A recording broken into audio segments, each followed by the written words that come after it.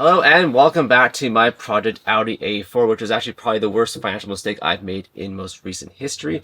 And to help me along with this engine swap, which I'm going to be doing in this episode, I have my friend here, Connor, who you may have seen in my previous videos, and he's actually going to lend me a hand in actually getting this engine out and getting this nice, lovely new engine in. All right, you've joined me here. Rather tired already because I've been doing this. Connor and I have been doing this for a while. Actually, no, Connor hasn't really. But anyways, working on the engine disassembly process and getting it ready for removal. But again, there is a lot of little things to do and trying to do this in the most efficient way possible. In the end, I do want to only just remove the engine and not the transmission, even though if you were looking at a service manual, it would say to remove both of them at the same time. But however, I'm just going to do the engine only.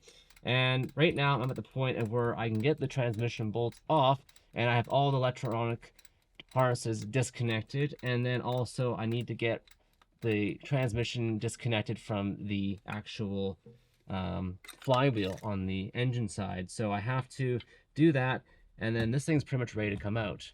And in case you're actually wondering what stage I am and what's going on, is I'm actually just removing the starter. Now, this was actually one of the trickiest parts. I mean, besides getting the nuts off on this side of the exhaust system up near the heads, this is actually the second most hardest part, and that's because they've just have these tricky spots to hide these bolts. And I mean, you have to give them credit. They are good with their engineering, but they're very crafty at the same time. And that has also made this a bit of a challenge. So again, almost have the starter off, and then once I get that done, we're almost home free. Starter right here, I finally got the bolt on the back of it, so now I can take it out, thank God. All right, that's it right there.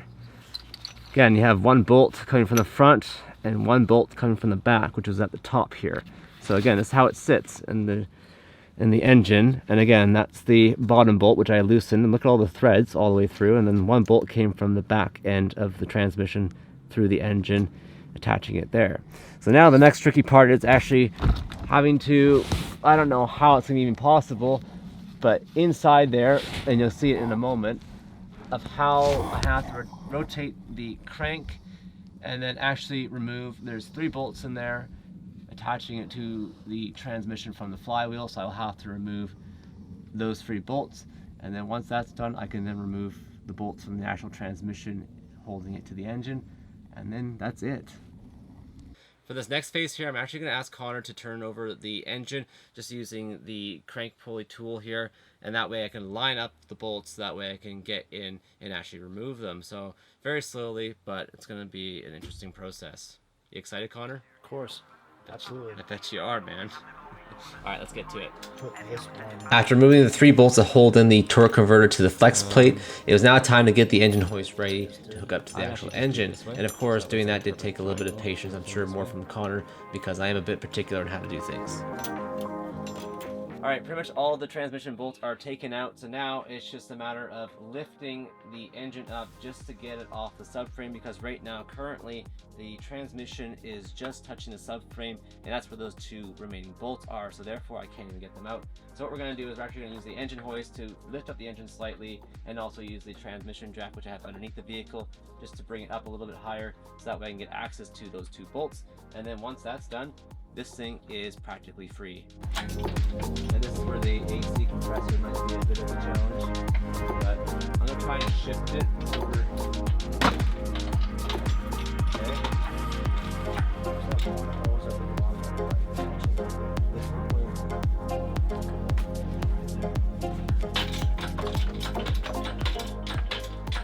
Sweet Jesus. Alright everybody, well, the engine is removed, as you can probably see at the bottom of your screen, and it was not easy. It actually took 3 people to remove this engine because we wanted to actually save the compressor from having to be disconnected and having to recharge that. So it took a bit of hands to get this thing out, and fortunately it's out now, and the other part would be, of course, putting the other one in, but that will be another day because it is now getting late and I am tired. How about you, Connor? Very tired. So we are done for the day, and next time we will return and put the used engine in, which will probably be, what, next weekend? I think so, probably something like that. Yeah, alright, well, mark it off in your calendar. Well, Alright, we'll see you in the next clip. While I had access to the transmission, I decided to take this opportunity to take out the old input shaft seal on the torque converter and install a new one. Okay, while I'm waiting on some other parts for the engine swap to finish that up, I'm actually going to replace the brakes on this vehicle. That's because, first of all, it's been sitting for quite some time, 6 months, probably even more, since it's had any movement, really. And the fact is, they're just looking a little nasty, and I honestly don't trust anyone that has a vehicle sitting for that long. So I'm just going to spruce them up a little bit. I'm going to take these pretty much all apart, mostly, and then paint the calipers, and I'll let you figure out which color it's going to be in a moment here, and then also do the rotors, and I have a special treat for this vehicle. Almost there.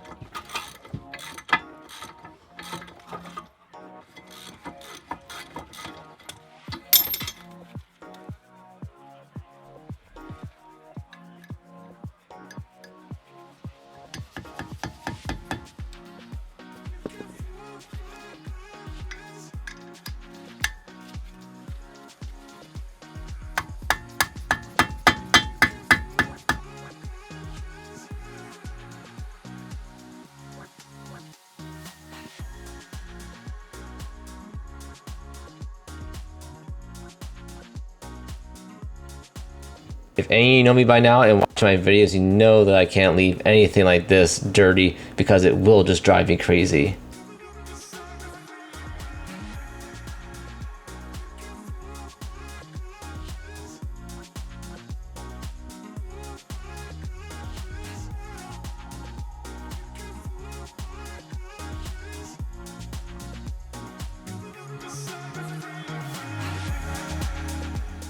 I just finished painting the front brake calipers and the color was black. Yes, I chose boring black because that color can go with just about any sort of rim color that's out there today. So I figured black is much better than it was, which was just kind of rusted looking.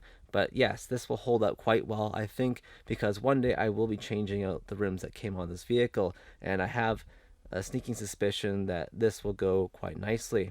So that was the color I chose, but you may be asking yourself, why the heck am I doing brakes on a vehicle that doesn't even run yet? And the answer to that is, well, I honestly don't know, because I just want to do something while I'm taking some vacation time from my regular job, and because of delays such as... Now, these are the engine mounts that came on the old engine, which I was hoping to just swap over, but as you can probably tell, there's some play in there. So unfortunately, I'm left with nothing to do while I'm taking some time off work, so I decided to at least do something on the vehicle. And also I gave the engine bay a bit of a cleaning right here, which I probably wouldn't have done until the engine was actually in there, but I decided to do it anyways because I didn't want a bunch of grease and stuff like that. And I figured I'd probably get into some of these crevices right here, especially where the mounts go on the frame there. So anyways, I decided that I wanted something to do while I was taking some time off work and just kind of keep working on the vehicle, because that needs to be done anyways. The brakes were horrible, especially the ones in the rear. These are in the rear here, and these are pretty bad, and that's not just surface rust. Like, that's actual caked on rust that started to penetrate the actual router. So I decided that these need to be replaced. But not only did I just end up doing the actual calipers, painting those, I'm actually upgrading the brake routers from the traditional routers which came on the vehicle, which actually these look to be original because they actually have the Audi logo down here, and you can't probably see that on camera, but yes, that's the Audi logo. So these are probably the original routers, but again, I'm going to upgrade these to something a little bit more fitting for this kind of vehicle. That's right, I've gone with drilled and slotted rotors because not only do they look better, but hopefully they'll perform a little better than the standard rotors. I just finished out with the passenger side, and boy, does it make a huge difference.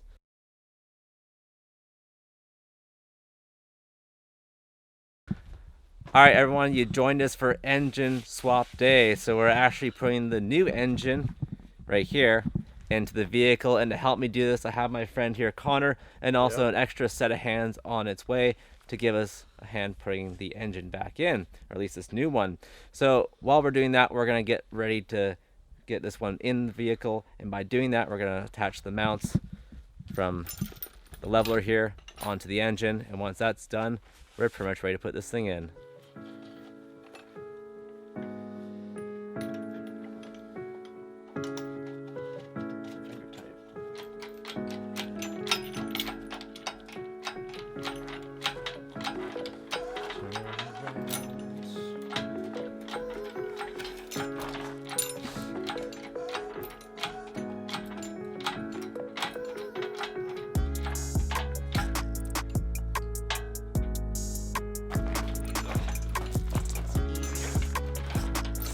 Now, if any of you are going to do this at home, make sure you have like a nice smooth surface to have the engine hoist on, because as you can see here, we are struggling on just a little bit of gravel to move it.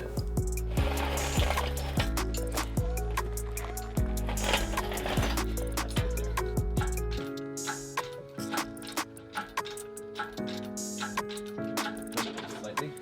Lower it slightly. Okay, there you go. Now you're...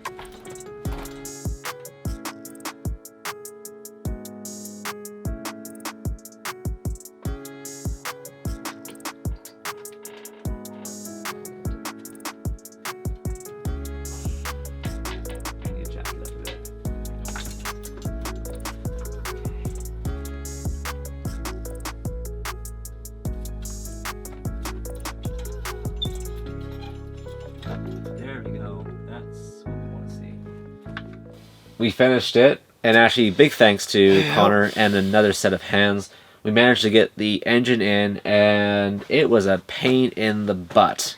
Now, especially the last part, getting the bolts to the torque converter. Yeah. Connor had to do those, by the way. I just didn't have the strength to anymore. It's definitely dark now if you can't tell by camera, but It took a long time. yeah. Basically.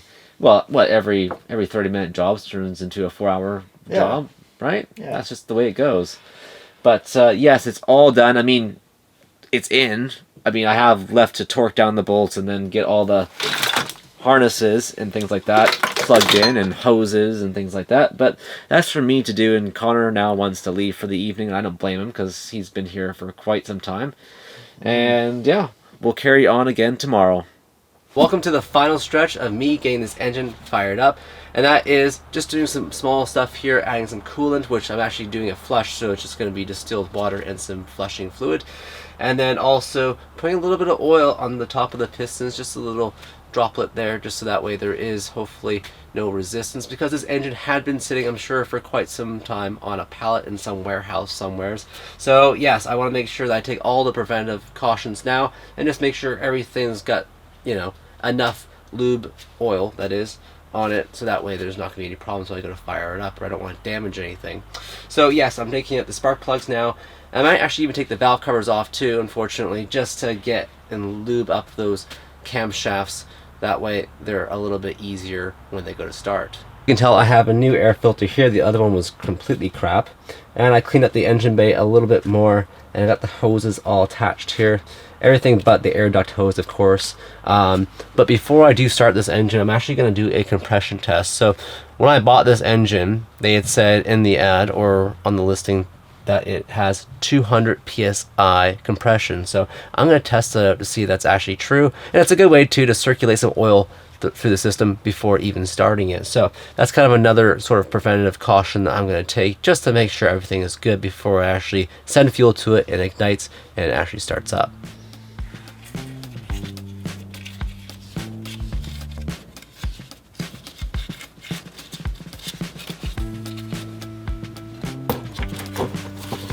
It's always a trick getting this back on.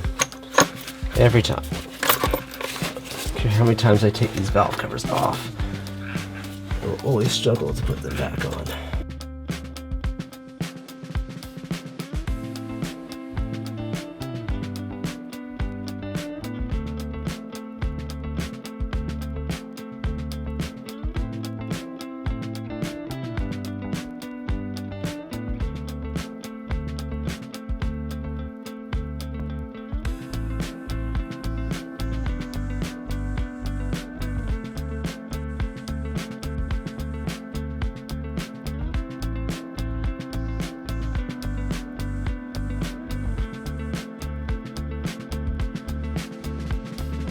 All right, everyone. Well, everything is all connected here. I did torque down all these bolts or these Torx screws holding in the valve cover. Again, I still have these disconnected because I'm actually going to do a compression test first. So again, as I said a moment ago, earlier on, I'm going to do a compression test to make sure that all the cylinders are what they say was 200. So I'm going to do that now, and let's see how it goes. Start off with cylinder number 1.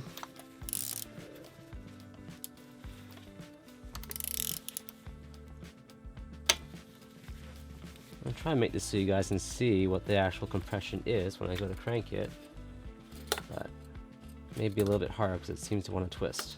I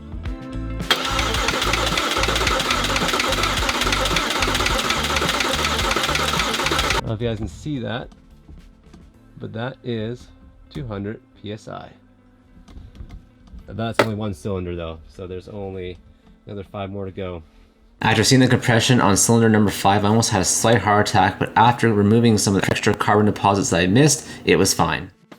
Alright everyone, it is the moment of truth. Is this thing gonna start up and actually run? Well, let's find out.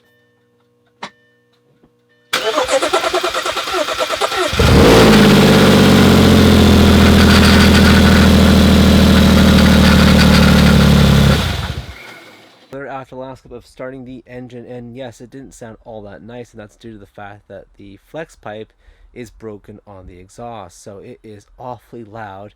But nonetheless though, the engine did sound pretty healthy. I mean, the power steering pump is still kind of making a bit of a whirring noise, but there's still bubbles boiling off in there and kind of frothing at the top there, so it is working itself out sort of, but it is still a little bit loud nonetheless. But otherwise, everything about the engine itself sounds good.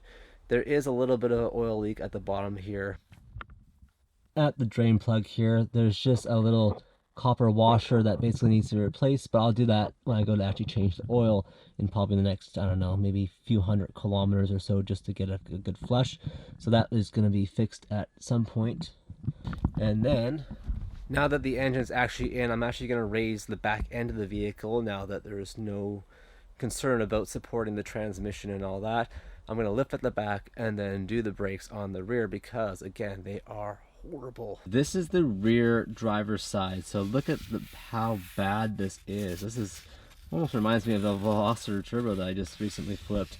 And yeah, that's pretty nasty. So this is not safe. I mean, this would probably lock up at some point. But yeah, this is going to go, so don't worry. And at the same time, I'm going to be removing this whole liner here, power washing that, and then also make sure I'm treating for undercoating on the inside of this wheel arch. Well, you joined me about a month later after that last clip of starting the engine, and everything runs perfectly fine. And since then, I've done a little bit of stuff off camera just because, you know, it's not a lot of fun to watch this little stuff, such as changing out the coolant, putting some new fresh coolant in there. And also, while I was doing that, I also decided to change out the fluids on the vehicle, such as the front and rear diff and the transmission fluid, which was a perfect time to do it because when I had the vehicle level, it was easy to do. But now that all that's done, I can finally continue on with putting this vehicle back together, of course the front end, but there's a couple other things I'm going to do before I do that, and that is actually clean this engine bay because it has gotten dirty since I put this new used engine in there. So let's do that.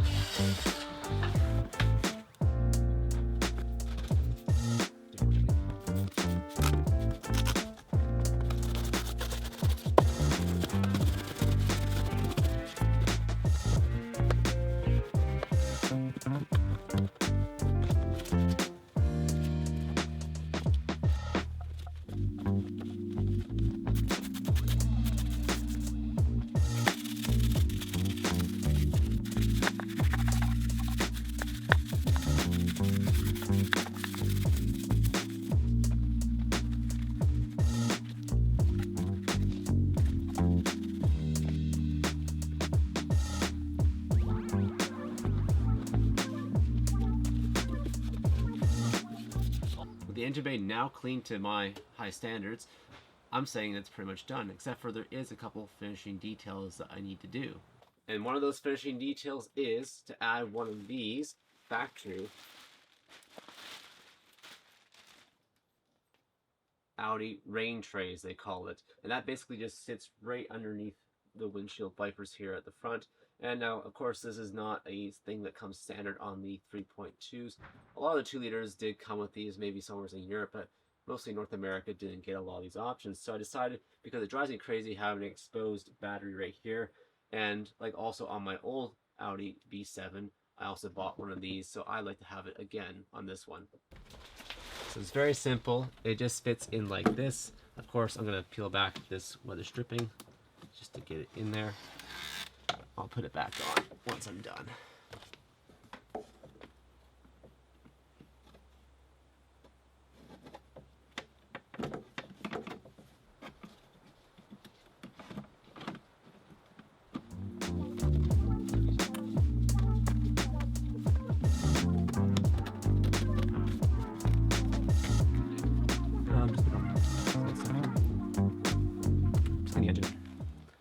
Alright, there's one piece to this missing puzzle of the engine compartment in terms of covers, and that is the left engine compartment tray is what they call it.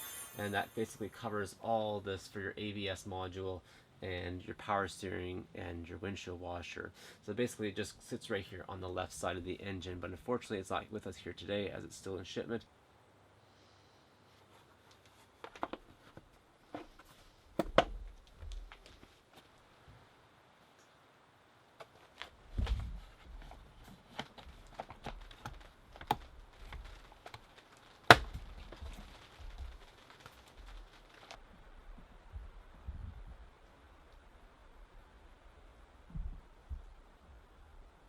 I had to take a while to actually just stop and appreciate how nice this engine bay truly is, especially now that it's all complete and there's no missing pieces, anything like that, especially because a piece like this one right here was missing from the vehicle, and also the badge on this cover as well. So just a lot of like little things like that, little details that I absolutely love and I really appreciate now with this engine. And of course, there is still things that have to be done on this vehicle. It's not quite just as easy as that. As much as I like it to be, there is still some other things I need to sort out. Of course, the first thing is the bumper. Now, the bumper, when we took the vehicle off the trailer, at least the guy who drove it off the trailer, I didn't. The car kept dying because the battery was bad, so of course it has a new one now. So we had to keep the jumper basically on the vehicle, and if you didn't move it, it would just die instantly. So he literally gave it the beans a little bit too much, and when backing it off, he ripped off the whole front bumper, which was kind of sad because it's not an easy fix. But also the fact is now I have to weld all the plastic bits here on some of these parts back together using a plastic welder. And of course, this was broken, actually missing before I bought the car, but I'm going to have to get those new mounts here, which I think I already have. Yes, and this bumper, of course, is looking rather sad, so I'm going to have to sort that out in the next video. So if you did enjoy today's video, be sure to hit the thumbs up button and also consider subscribing so that we don't miss any future uploads like this one and also other car-related content on my channel, such as reviews. And until next time, take care. Bye now.